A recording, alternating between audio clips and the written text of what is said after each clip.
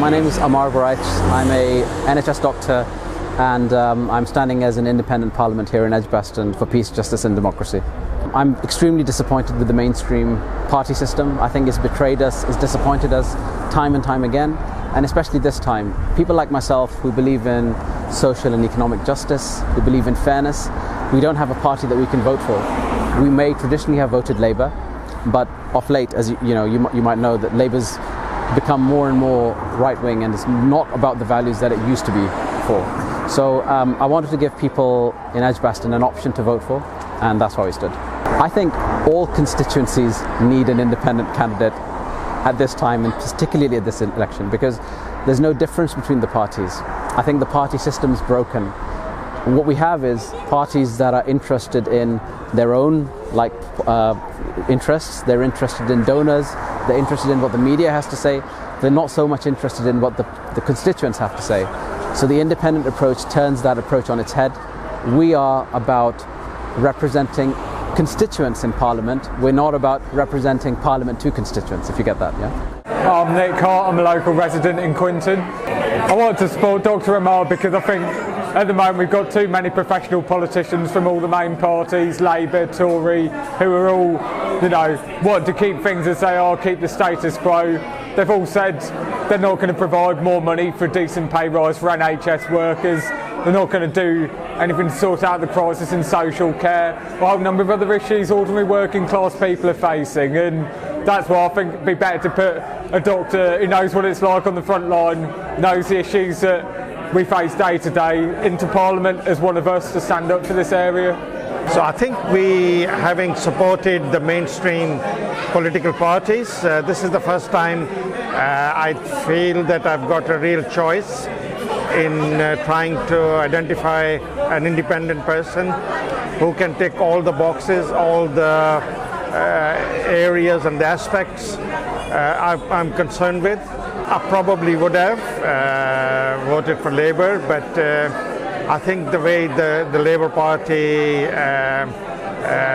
Keir Starmer behaved, which was totally inappropriate, and I think it probably alienated quite a lot of his own Labour members, and unfortunately he failed to engage.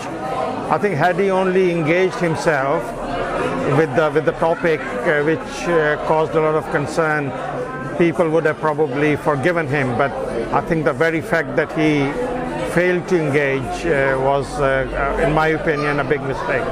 I'm absolutely thrilled because I know him to be a person of conviction. I know that he feels very passionately about what's being done by the two main parties, as a lot of us do, and we need somebody who's prepared to stand up and challenge what they're doing.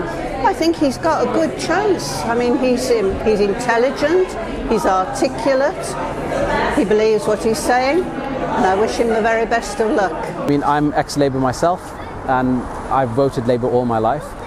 I've got nobody to vote for in this election, so I thought, why don't give people that option? It's not just the issue of Gaza. Look, the values that I stand for, first and foremost, yes, of course, the atrocities in Gaza, speaking out against that, also standing up for international law, standing up for humanitarian and democratic norms, that's very important to me. But beyond that, I work in the NHS. What I see in the NHS right now, I think it's not an exaggeration to say that people are dying waiting for treatment. And the NHS is stretched beyond limit right now. Staff are extremely frustrated. The pay levels are not appropriate at all, and everybody's really frustrated and the morale is very low. So I was looking to Labour to see what plan they would have for the NHS. Their plan is more of the same. So that's another key policy that we're standing on. Similarly, when it comes to the planet and green politics, we see Labour have done a U-turn on their plan for investment in the Green New Deal, investment in renewable technologies. So I want to stand for that as well. So it's a couple of key values. The key values are international law, democratic norms being protected, fairness, green politics, decency and dignity to all, including immigrants and refugees. So in this constituency, I'm not a professional politician. I'm out listening to people, letting them tell me what are the issues that affect them. So far, one issue that's come up again and again is crime is a problem, the addiction crisis is a problem, Homelessness is a problem that a lot of people suffer with. And the cost of living crisis is really hitting hard in some areas of this constituency. But I'm listening to people, listening more and more to people to come up with what local people are kind of really feeling are the problems and to put that on our platform. I mean, I'm an independent. I'm also, I can't say that it's going to be easy for me at all. But I think there's certainly a lot of demand for people who want to vote against the mainstream politics, who are fed up with the status quo. So I'm hopeful.